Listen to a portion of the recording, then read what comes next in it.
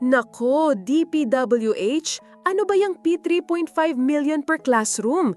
Ginto ba ang bricks na gamit nyo? Sabi ng EDCAM 2, mas mura ang gawa ng LGUs at private sector na umaabot lang ng P1.5 million sa Dumaguete City kumpara sa inyo.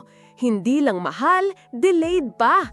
Pambihira, halos isang dekada na pala ang backlog ng classroom sa Pinas. 165,000 na kulang. Kawawa ang mga estudyante, siksika na parang sardinas.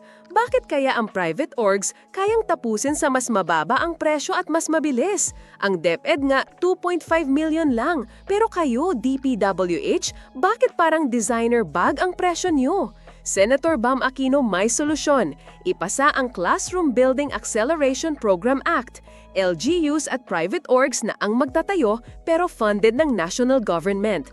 Bilisan na natin to bago abutin ng 5 presidente pa. DPWH, baka naman pwedeng hindi ginto gamitin.